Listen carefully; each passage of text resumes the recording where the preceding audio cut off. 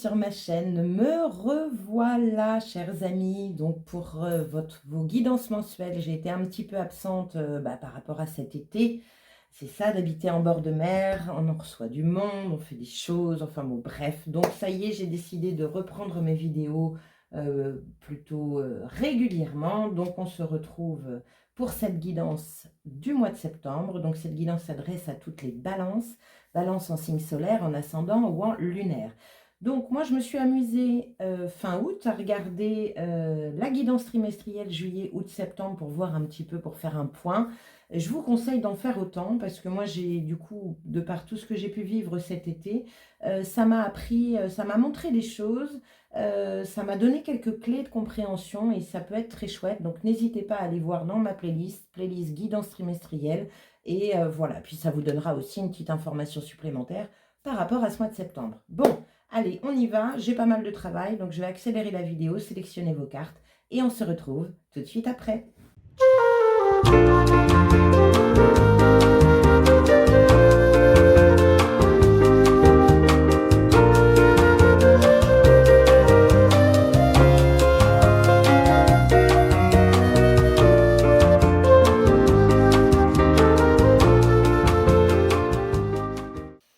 Bien, me revoici, chère Balance, pour votre guidance du mois de septembre 2024. Allez, on y va. Quelle est l'énergie générale de votre mois?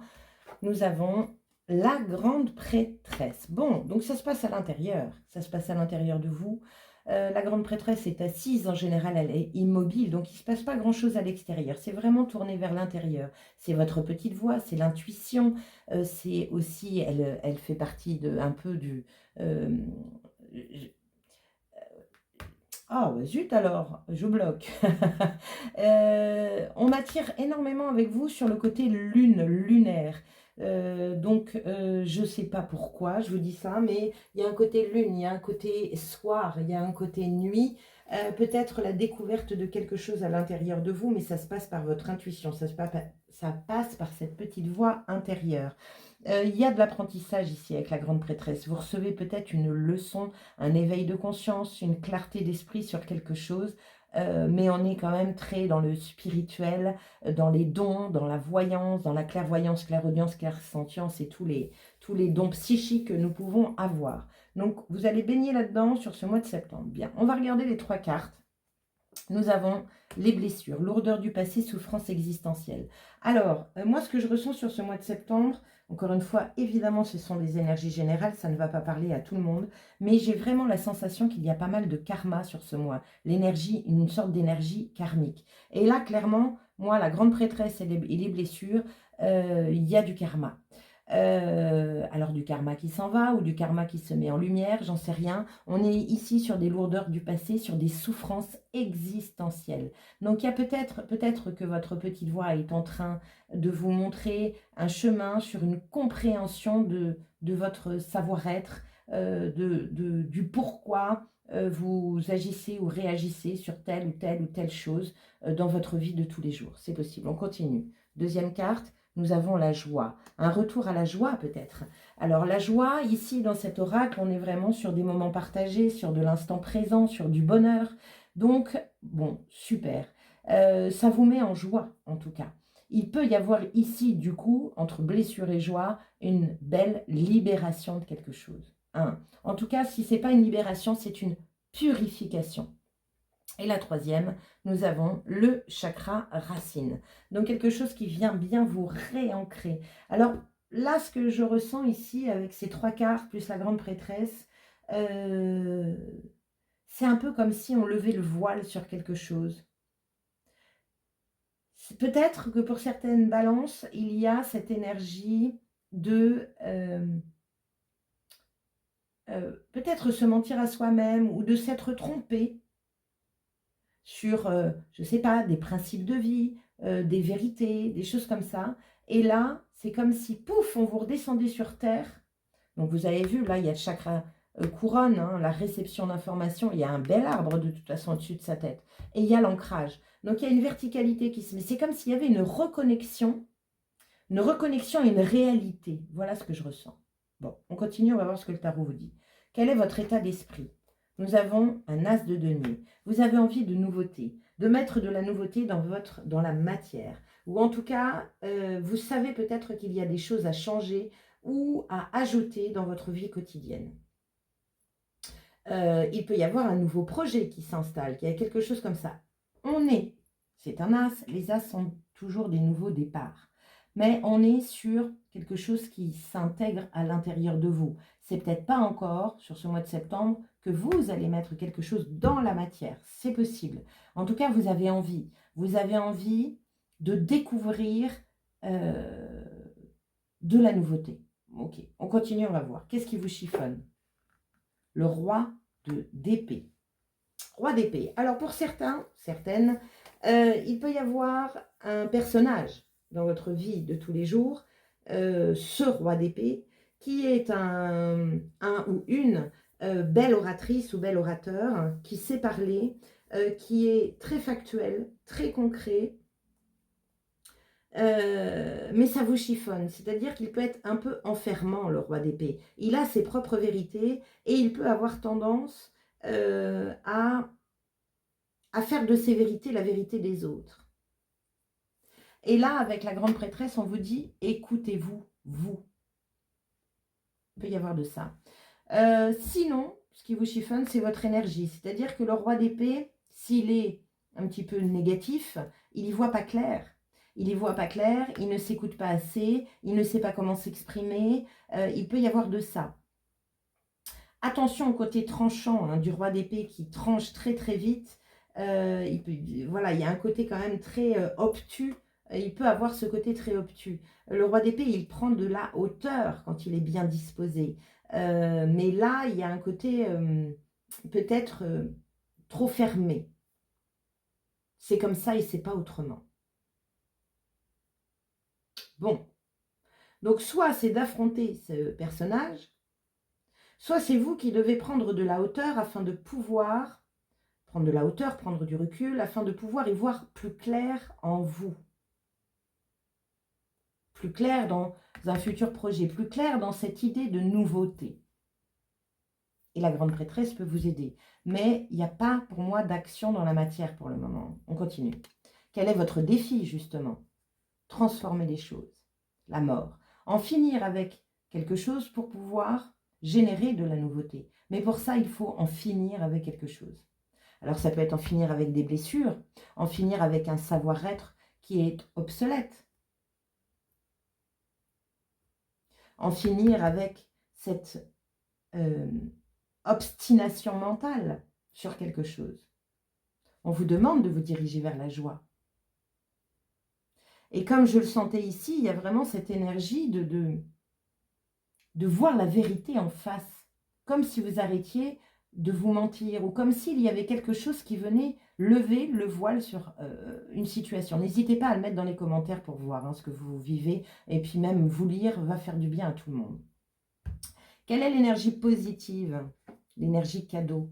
Valet de coupe.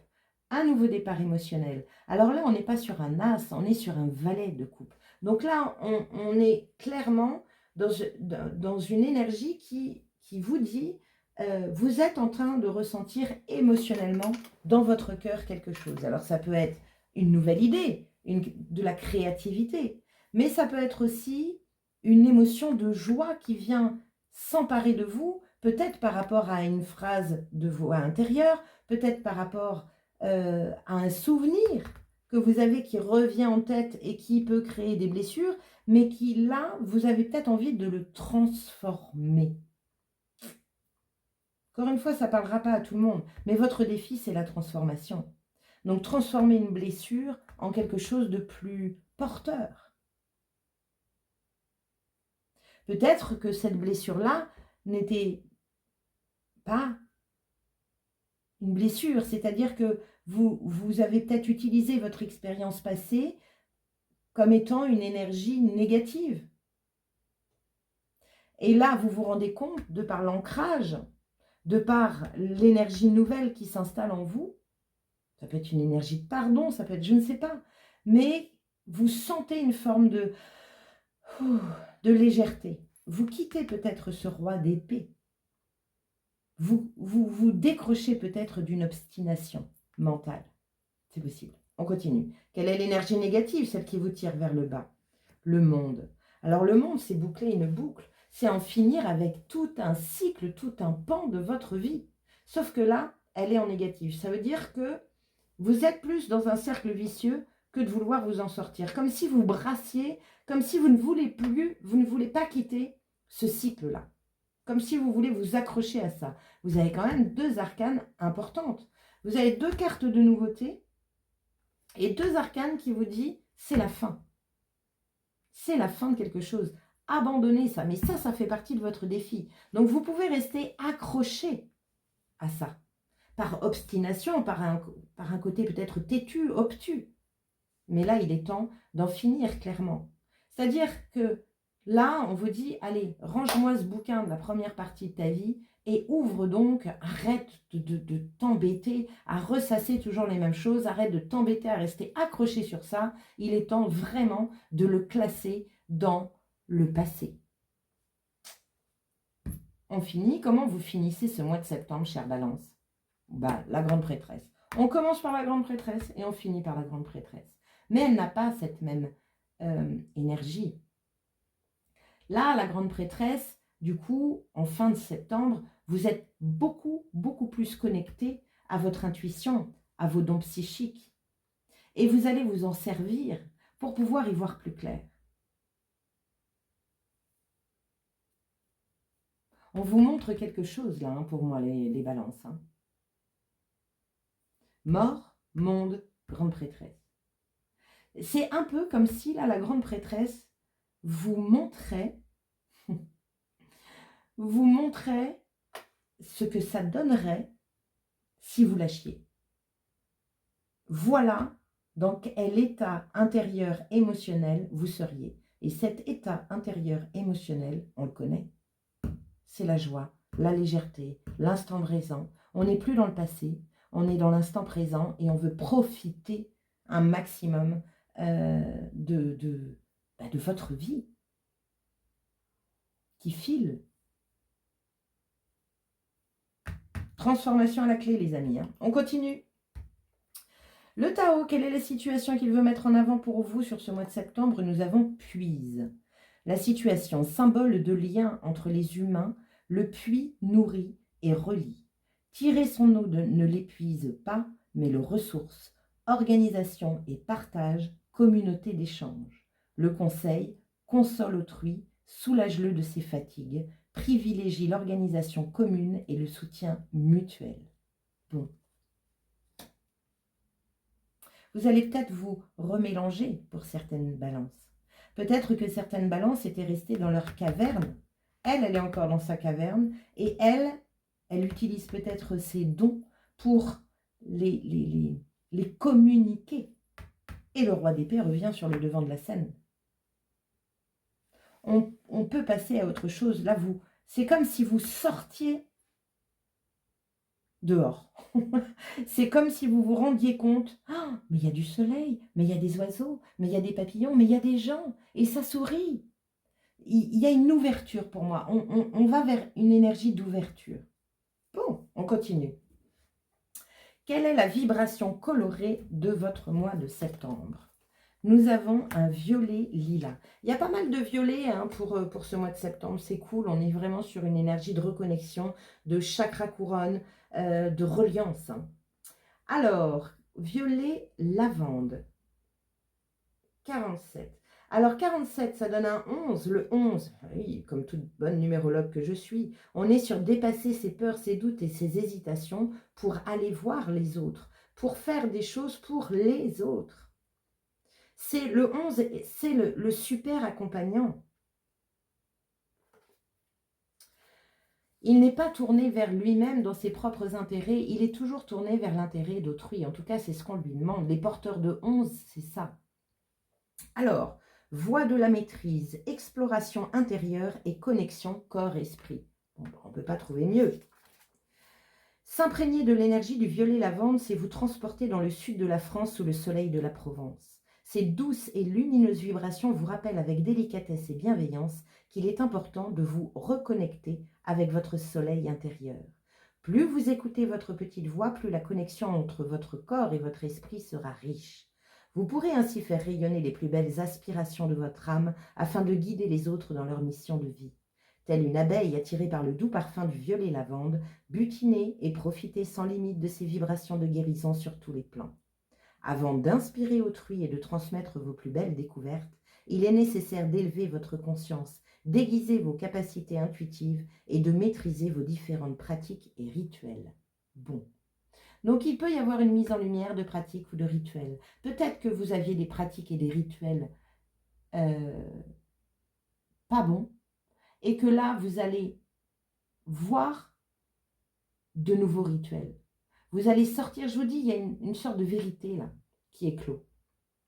Force, humilité du maître, remise en question et croissance personnelle. Remise en question pour la transformation, pour en finir avec quelque chose, pour pouvoir démarrer quelque chose de nouveau. Le monde, on est sur une fin de cycle. Le monde, c'est la dernière arcane majeure. Après le monde, il y a le fou, de la nouveauté, de l'insouciance. On se libère d'un fardeau. Le fou, il est léger, il n'a qu'un baluchon.